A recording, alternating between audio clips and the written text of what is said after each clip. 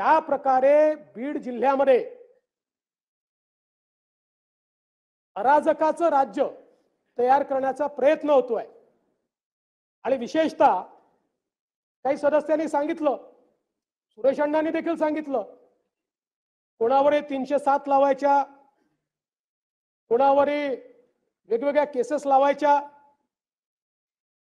मला असं वाटतं की अतिशय चुकीचं या ठिकाणी घडतं आहे आणि पोलीस प्रशासनाची जबाबदारीच आहे.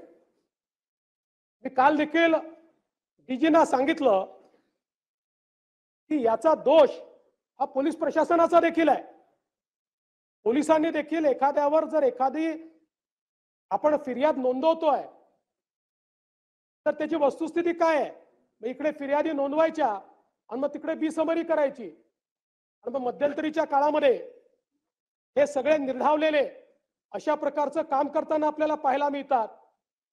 हे यापुढे सहन केलं जाणार नाही. मी या सभागृहाला आश्वस्त करतो, या बीड जिल्ह्यामध्ये अशा प्रकारच्या क्रिमिनल ऍक्टिव्हिटी करणारे जे कोणी असतील यांची पाळंमुळं आम्ही खणून काढू आणि यांच्यावर तर मी सांगितलेलं आहे, कारण सगळ्यांवर गुन्हे आहेत, त्यामुळे 302 वगैरे सगळं तर लागेलच, पण सोबत यांच्या सोबत काम करणारे जेवढे लोक आहेत वेगवेगळ्या गुन्ह्यांमध्ये, हे सगळे एकत्रितपणे मकोकाच्या गुन्ह्याला पात्र होतात.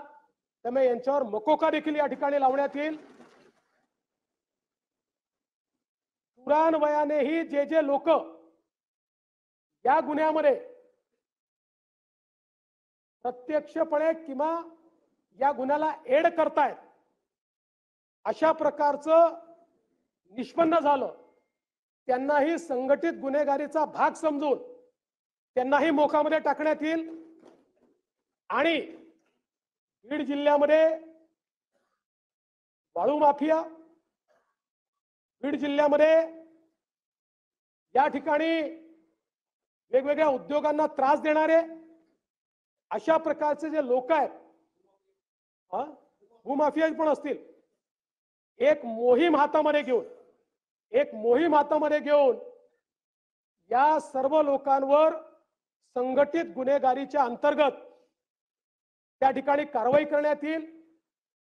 आणि हे जे सगळं प्रकरण आहे, या प्रकरणामध्ये 2 प्रकारची चौकशी आम्ही करणार आहोत. एक आयजी लेवल अधिकारी यांच्या अंतर्गत एसआयटी तयार केलेली आहे.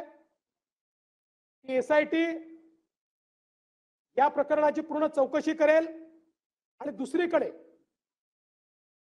कारण शेवटी एसआयटी चौकशी करताना गुन्ह्याच्या अनुषंगाने करते, इकोसिस्टीमच्या अनुषंगाने चौकशी झाली पाहिजे, म्हणून न्यायालयीन चौकशी देखील या संपूर्ण प्रकरणाची या ठिकाणी केली जाईल. टाइमलाईन आपण साधारणपणे 3 ते 6 महिन्यात पूर्ण करू. 3 ते 6 महिन्यात. आणि स्वर्गीय संतोष देशमुख जे आहेत, यांच्यासारखा एक युवा सरपंच, खरं म्हणजे मी मगाशी देखील बोललो, कोणाच्या जीवाचं मोल आपण पैशाने करू शकत नाही, तथापि एक छोटीशी मदत म्हणून त्यांच्या परिवाराला 10 लाख रुपयाची मदत ही राज्य सरकारच्या वतीनं करण्यात येईल. आणि या संपूर्ण प्रकरणाची गंभीरता आणि त्यासोबत या ठिकाणी जी प्रकरणं बाहेर येत आहेत,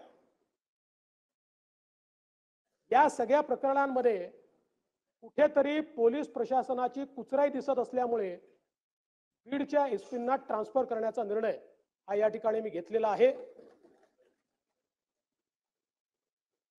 महाजनांचा जो विषय पाटीलला तो ऑलरेडी आपण सस्पेंड केलाय, पण महाजनांच्या संदर्भात